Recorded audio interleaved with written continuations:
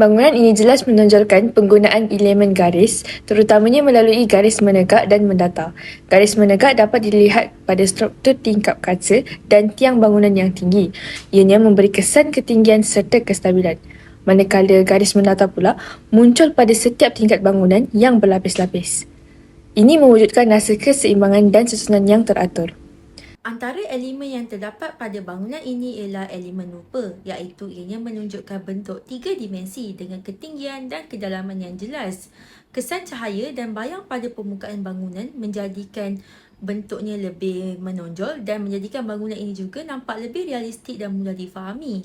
Selain itu, struktur bangunan yang tinggi dan padat juga memberikan persepsi kekuatan serta kestabilan dalam reka bentuk. Bagi elemen seni pula ialah tekstur. Tekstur merujuk kepada permukaan sesuatu objek sama ada kasar, halus ataupun licin. Dan dalam poster ini, tekstur dapat dilihat melalui permukaan kaca bangunan yang kelihatan licin dan juga reflektif. Ia berbeza pula dengan dinding konkrit yang kelihatan lebih kasar. Dan perbezaan tekstur ini memberikan kesan visual yang lebih menarik dan juga menjadikan bangunan kelihatan lebih realistik. Unsur seni iaitu ruang terbagi kepada dua, iaitu ruang nyata dan ruang ilusi. Bagi ruang nyata ialah ruang fizikal, contohnya jarak antara tingkat, lorong masuk dan permukaan konkrit serta kaca yang boleh dirasa. Bagi ruang ilusi pula, ia dihasilkan melalui garisan menegak dan mendatar, bentuk tiga dimensi serta kontras warna. Contohnya, gerbang yang berwarna cerah kelihatan menonjol ke hadapan manakala latar belakang kelihatan ke belakang.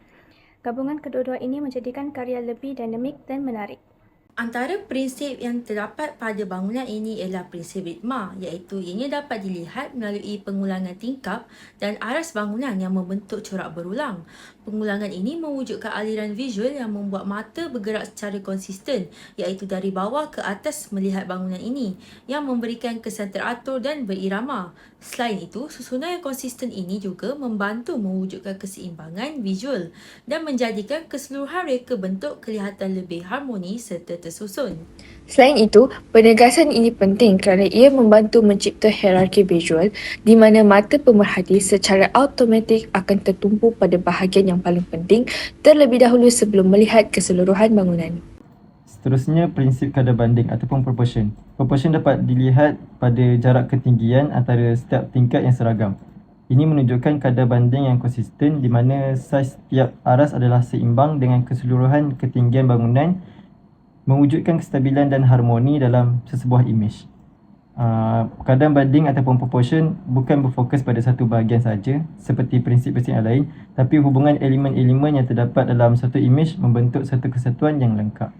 Seterusnya ialah prinsip kontras. Kontras merujuk kepada perbezaan yang jelas dalam sesuatu reka bentuk. Dan dalam poster ini, kontras dapat dilihat melalui perbezaan warna antara bangunan kelabu dengan bahagian bawah yang berwarna merah jambu, dan ia secara langsung dapat menarik perhatian. Selain itu, kontras juga wujud pada perbezaan antara kaca yang lutsina dengan struktur konkrit yang menjadikan visual lebih menonjol dan mudah untuk difokuskan.